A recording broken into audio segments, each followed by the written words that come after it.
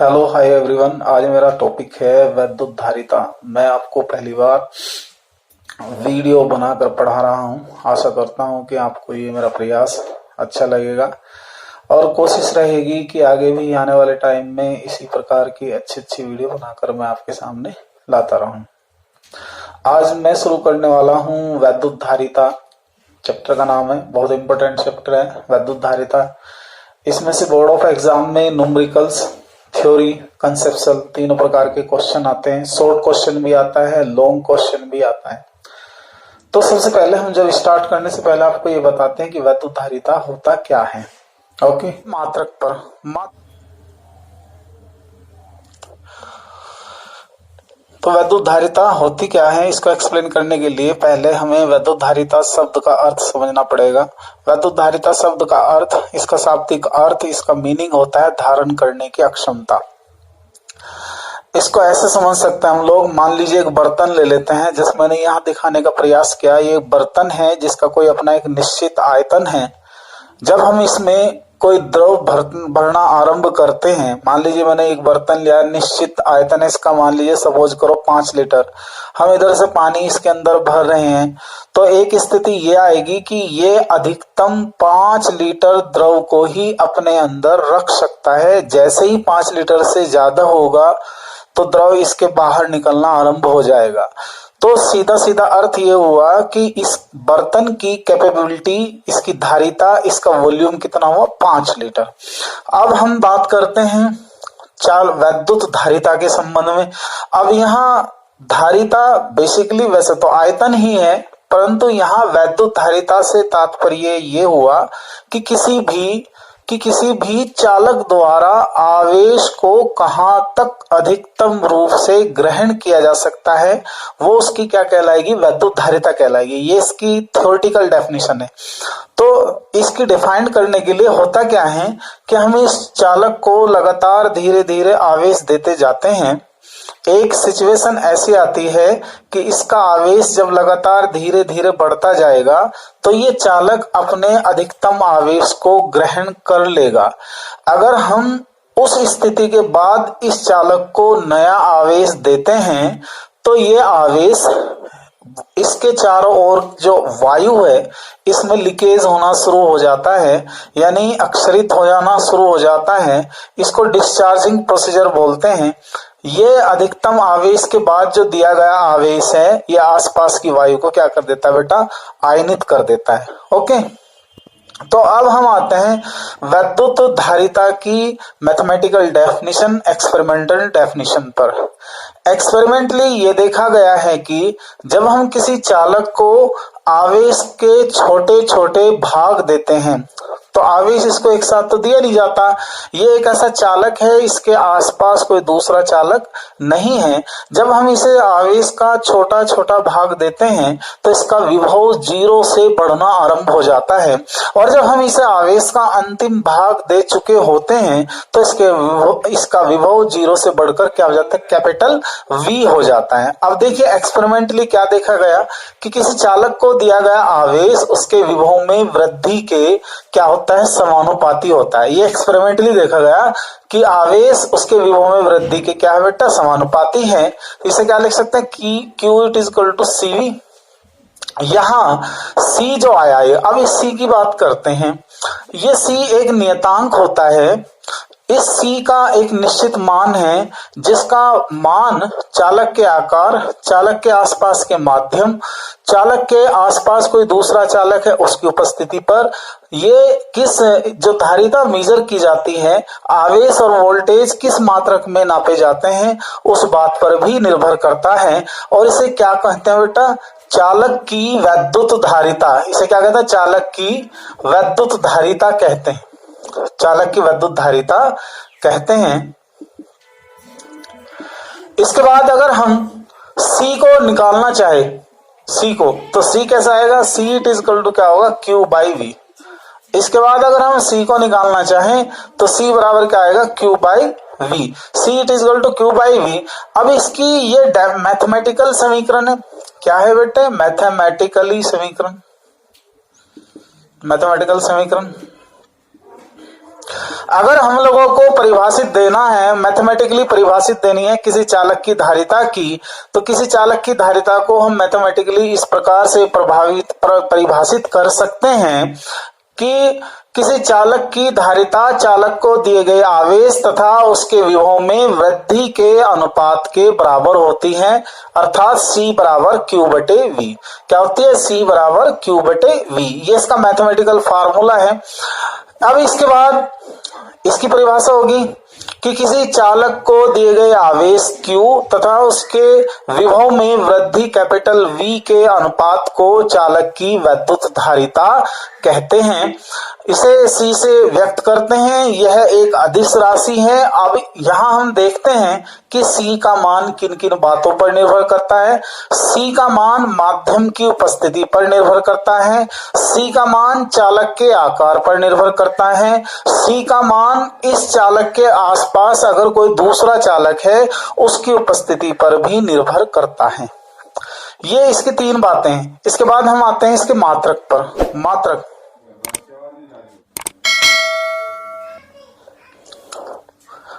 हो गया।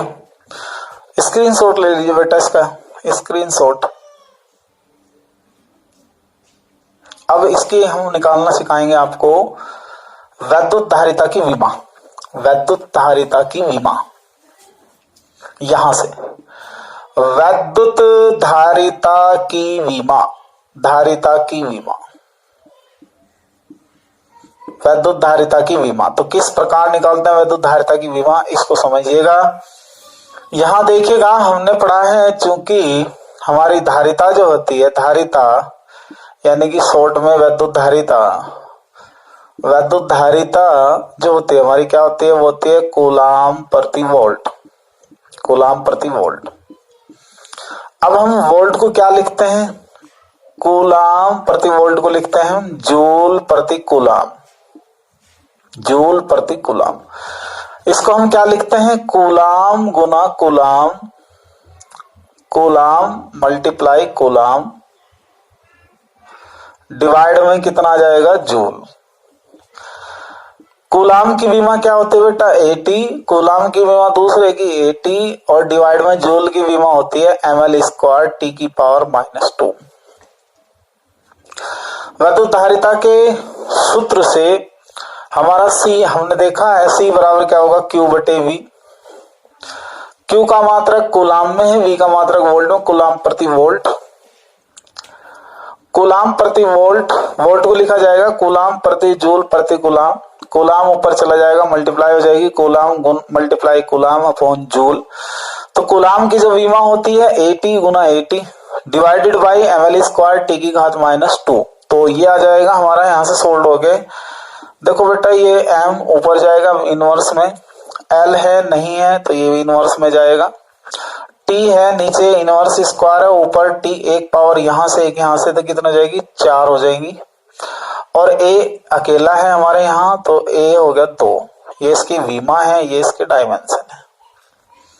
आप इसको नोट कर लें। इसके डायमेंशन को पूछ लेता है वैद्युत धारिता की डायमेंशन, वैद्युत धारिता की विमा क्या है। ठीक है बेटा। अब स्क्रीनशॉट ले रहे हैं। स्क्रीनशॉट लेने के बाद आप इसे आप अपनी कॉपी में नोट्स कर सकते हैं। अब इसके बाद मैं आता हूं नेक्स्ट टॉपिक पर। इसको हटा देता हूं।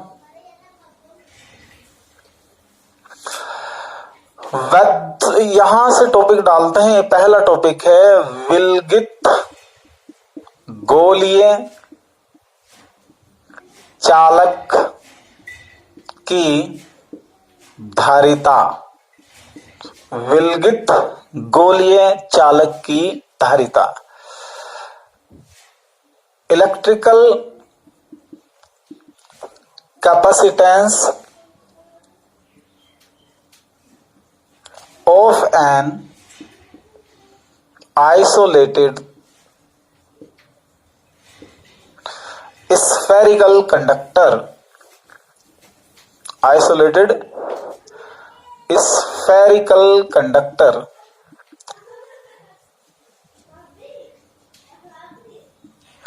यहां देखें आप, सबसे पहले हम अपनी हेडिंग पर जाते हैं कि विलगित गोलीय चालक होता क्या। पहले तो आप ये समझिए what does mean isolated spherical conductor या विलगित गोलीय चालक क्या होता है। हमने जब आपको परिभाषा दी थी वैद्युत धारिता की, तो उसमें यह बताया था कि वैद्युत धारिता का जो मान है वो चालक के आसपास के माध्यम पर निर्भर करेगा, चालक के आकार पर निर्भर करेगा और इस बात पर भी निर्भर करता है कि उस चालक के पास में कोई दूसरा चालक तो नहीं है। अब यहाँ हमें ये देखना है कि अगर हम किसी ऐसे चालक की बात करते हैं जिसके आसपास में कोई दूसरा चालक ना हो, सीधा मतलब यह है कि वो अकेला चालक है, उसके पास आसपास में कोई दूसरा चालक नहीं है, तो इसे क्या नाम दिया गया है, विलगित गोलीय चालक। तो हम यहाँ करते क्या बेटा, देखो ध्यान से, एक विलगित गोलीय चालक की इमेजिनेशन करते हैं। ये विलगित गोलीय चालक हुआ, इसकी ये त्रिज्या होगी, ये इसका सेंटर हो गया। हम इसको जब आवेश देते हैं, क्योंकि ये तो चालक है बेटा, और चालक की सरफेस पर आवेश जो है ना फैल जाता है, रिसाइड होता है, ये इस प्रकार से फैल जाएगा, ये इसकी विशेषता होती है। हम इसके चालक को जैसे ही आवेश देते हैं तो यह आवेश चालक की सतह पर एक समान रूप से फैल जाता है, जैसे मैंने दिखाया हुआ है। अच्छा, चालक की एक विशेषता ये भी है कि चालक की सतह पर जितना विभव होगा उसके केंद्र पर उतना ही विभव माना जाएगा। या हम अगर ये देखें कि इन सभी आवेश के लिए अगर हम वैद्युत बल रेखाएं खींचें तो आप वे वैद्युत बल रेखाएं इस तरह से देखेंगे, इस प्रकार से।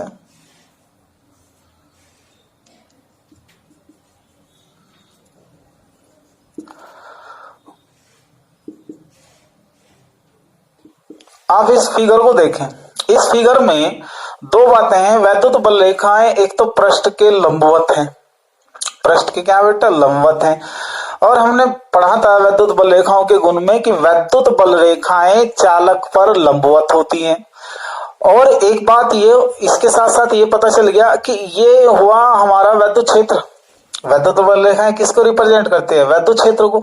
और वैद्युत क्षेत्र के हर पॉइंट पे ये क्या होगा, लंब होगा, इस प्रकार ऐसे। जब ये लंब होगा तो इसका मीनिंग ये हुआ कि ये एक समविभव पृष्ठ है, इक्विपोटेंशियल सरफेस है। जब ये समविभव पृष्ठ है तो हम ये कहेंगे कि इसके हर बिंदु का विभव समान है। अब हमारा क्या है, ये गोलीय चालक है।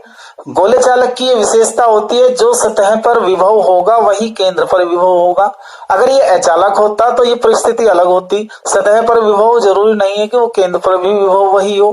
तो सीधा सीधा अर्थ ये हुआ कि जितना चालक को हमने आवेश बाहर से दिया, क्यों आवेश हमने इसे बाहर से दिया, और उसका जो विभव है उस विभव को ज्ञात करने के लिए इस संपूर्ण आवेश को हम परिधि पर न मानकर, सतह पर न मानकर, सरफेस पर न मानकर इसके केंद्र पर रखा हुआ मान लेते हैं। अगर ये केंद्र पर है तो हम लोगों को पता है कि आवेश से कैपिटल आर दूरी पर, क्योंकि कोई भी दूरी ले, ये भी आर आएगी, ये भी आर आएगी, सब आर होंगे, क्योंकि केंद्र से परिधि के प्रत्येक बिंदु की दूरी त्रिज्या के बराबर होती है। तो यहाँ इस आवेश से परिधि के किसी भी बिंदु का जो विभव है v, वो क्या आएगा बेटा, वो आएगा v it is equal to 1/4 pi epsilon not q upon r। v it is equal to 1/4 pi epsilon not q upon r। अब हम यहाँ क्या करते हैं, q by v it is equal to उल्टा हो जाएगा 4 पाई एप्सिलॉन नॉट r। और एक बात मैं बताना चाहता हूं, यहाँ हमने माध्यम जो है वायु लिया है, क्योंकि मैं बता रहा हूं वैद्युत धारिता का जो मान है माध्यम की प्रकृति पर भी निर्भर करेगा। तो जब मैंने माध्यम यहाँ वायु लिया है तो ये Q बाई V परिभाषा के हिसाब से, ये तो धारिता की परिभाषा में बताया गया था कि किसी चालक को दिया गया आवेश और उसके विभव में वृद्धि के अनुपात को चालक की धारिता कहते हैं। अगर ये चालक वायु के अंदर रखा है तो इसकी धारिता को हम डिनोट करते हैं C0। C0 it is equal to 4 pi epsilon not into R। ये विलगित गोलीय चालक की धारिता का सूत्र हुआ। विलगित गोलीय चालक की क्या होगी बेटे, धारिता होगी ये। अब इसके बाद अगर हम ये मान के चलते हैं कि ये चालक किसी ऐसे प्रावैद्युत माध्यम में रखा है जिसका प्रावैद्युतांक कितना है, कैपिटल K है। किसी ऐसे प्रावैद्युत माध्यम में रखा है जिसका प्रावैद्युतांक क्या है, कैपिटल के है। तो इन सच सिचुएशन हम लोगों ने पढ़ा, उस स्थिति में हमारा विभव होगा 1/4πε0 के इंटू क्यू अपॉन आर। इस स्थिति में हमने ये पढ़ा है कि विभव क्या हो जाएगा, 1/4πε0 के इंटू क्यू बाई आर। हम इससे फार्मूला निकाल लेते हैं, Q by V it is equal to 1/4πε0 के इंटू आर। ये देखें, इसे क्या बोलते हैं, अब ये क्योंकि माध्यम में रखा है तो इस स्थिति में इसकी धारिता कितनी होगी, C बराबर 4πε0r इंटू के। ये भी इसका एक फार्मूला बनेगा। ये इसकी फर्स्ट इक्वेशन, ये इसकी सेकंड इक्वेशन। अगर हम लोग यहाँ यूज कर लें, यूज इक्वेशन नंबर 1 इक्वेशन को यूज करें तो हमारा क्या आएगा, C it is equal to C0K। ये इसका फार्मूला। ये स्क्रीनशॉट लेना चाहें ले सकते हैं बेटे इसका।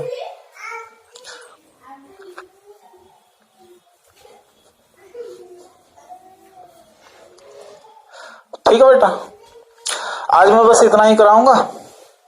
Thanks for watching. अगर आपको मेरा ये वीडियो अच्छा लगा है और आप मेरे चैनल पर नए हैं और पिछले चैप्टर्स के सभी नोट्स को या वीडियोस को देखना चाहते हैं तो प्लीज गो टू प्लेलिस्ट।